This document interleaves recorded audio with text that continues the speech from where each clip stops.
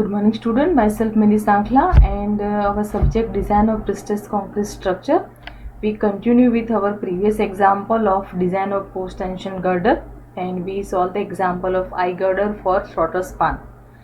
Now after finding out precasting force, number of cable, then eccentricity, we check the permissible tendon zone. Okay, here we find out tendon zone. First of all, permissible tendon zone at center of span and at support section is computed using the equation. For center of span, eccentricity E is less than equal to ZB into FCT divided by P minus ZB divided by area plus ratio of minimum moment to precasting force.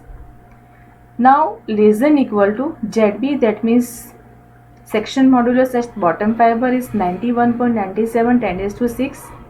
FCT is equal to 17.5 divided by our precasting force 2989 10 raised to cube minus ZB 91.97 10 raised to 6 divided by area of I girder, that is 34,100.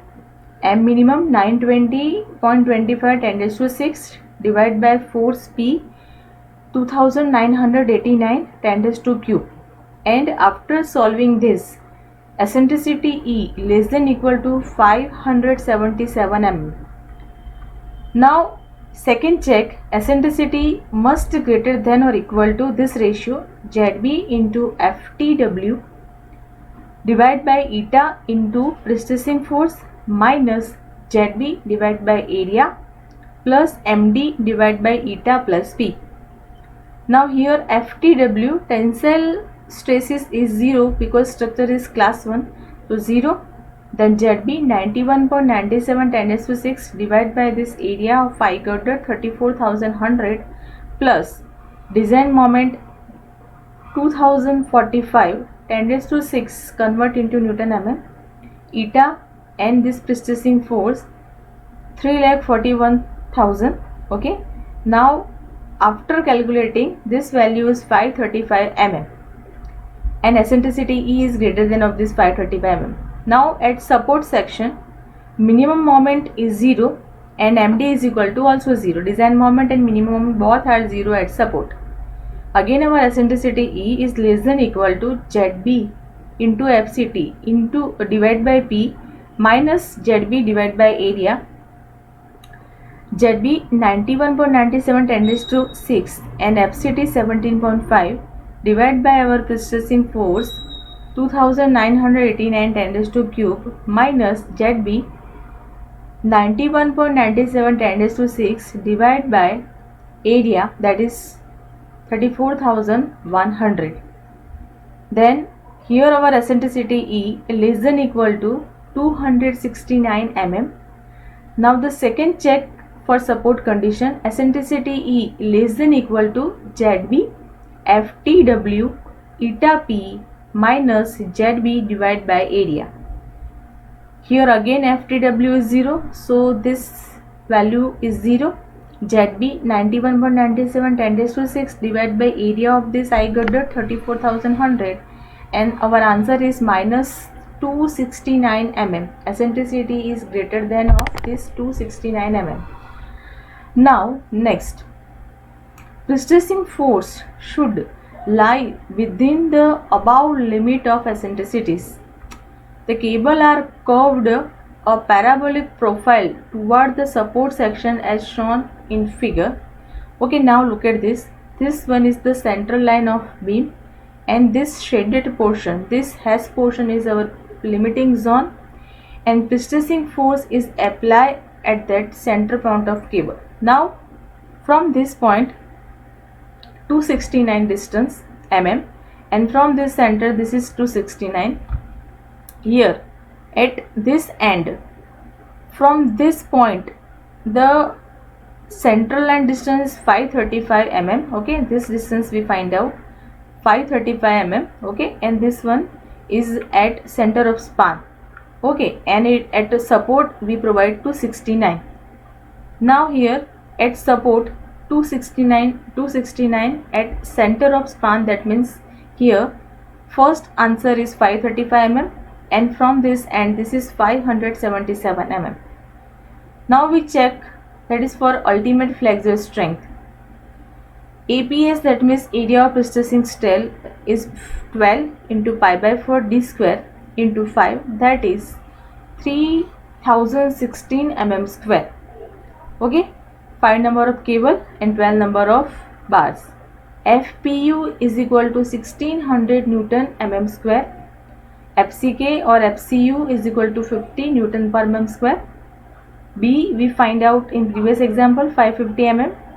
BW is equal to 150 mm and D is equal to 575 plus 535 is equal to 1110 mm and area of stressing steel is equal to APW plus APF.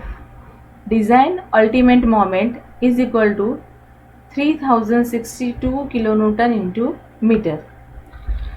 Now APF is equal to 0.45 FCK B minus BW DF by FPU. This equation is to solve the area of flange. 0.45 FCK 50, B is equal to width 550, width of web 150, DF depth of flange 230, FPU strength 1600. If PF is equal to 1294 mm square. Now we find out APW is equal to 3016 minus 1294 is equal to 1722 mm square. Effective reinforcement ratio is equal to APW into FPW divided by BW into FCK, and this ratio we find out 0.33. Okay, now we follow the table number 4.1, post tension member in code over IS 1343/2012. This table is given at last page. The ratio of FPB divided by 0.87 FPU is equal to 0.82, and we have to follow the values of post tension girder because the beam is given post tension. At last page two values are given, pre tension and post tension, but we consider post tension. XU by D is equal to 0.586 from table. Now we take correlation and we find FPB is equal to 0.82 into 0.87 into FPU, that is 1600, 1142 Newton per mm square.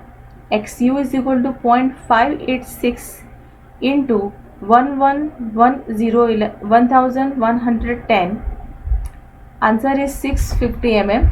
Now MU is equal to FPB into EPW D minus 0.42 XU plus 0.45 FCK B minus BW DF D minus 0.5 DF.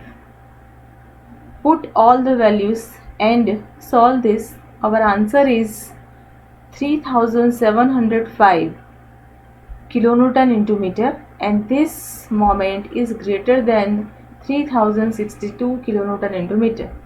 So moment capacity is adequate as supplementary untensioned reinforcement is not required. However, the longitudinal reinforcement of not less than 0.2% cross section area is to be provided by safeguard against shrinkage and cracking.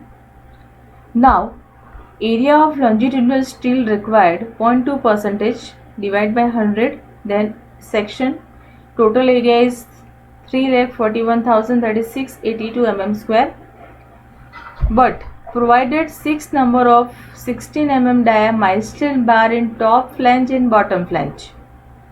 Check for shear strength. Here we find out VU is equal to 408 kilonewton.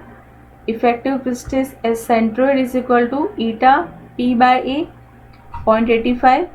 P is equal to 2989 10⁻³ convert into Newton. Then area 3,41,000, that is 7.45 Newton per mm square. Slope of cable theta is equal to 4E by L. 535 minus 150 bottom flange thickness divided by span L is equal to 30 meter, convert into mm 30,000. that is 0.0513 sin theta.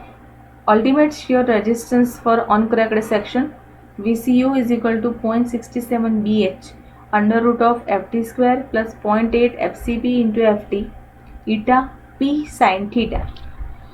Now VCO is equal to 0.67 BH, 0.67 B is equal to 150, H is equal to overall depth 1260, and convert this value in meter, 1 divided by 1000, then 1.7 square, 0.8, 7.45, 1.7 raised to 1 half, that is 0.5, eta is equal to 0.85, then P sin theta, P is equal to 2989 and sin theta we find out 0.0513. After solving VC we get 587 and this value is greater than of our ultimate shear force, that is 408. Assume at any section ultimate shear resistance is greater than of actual shear, provide minimum shear reinforcement. Here the value of this crack section is greater than of our ultimate shear force, so we provided nominal shear reinforcement, and spacing of the shear reinforcement is 0.87 Fy ESV divided by 0.4 BW. 0.87 260 into ESV 157 divided by 0.4 into 150, that is 592 mm. Fy is equal to 260. For stirrups we have to take a strength 260 Newton per mm square. Consider 100 mm two-legged vertical stirrups. ASV is equal to 2-legged, so 2 into pi by 4 d square. Diameter we consider 10 mm. Okay, 157. Okay, here just correct it. This one is the 10 mm. Okay, 10 mm two-legged stirrups. 157 mm square, and width of web is given 150 mm. Now next, spacing must not exceed, according to this two clause of code, 0.75 d. 0.75 effective depth is 1070, 802 mm, and second is 4 times of width of web, 4 into 150, that is 600 mm. So provide 10 mm diameter of two-legged vertical stirrups at minimum spacing, that is 550 mm center to center. Check for deflection. Eccentricity of cable at center of span E1 is equal to 535 mm and at support it is given 150 mm. Self-weight G is equal to 8.18 kN per meter and live load Q is equal to 8 kN per meter. These values we find out.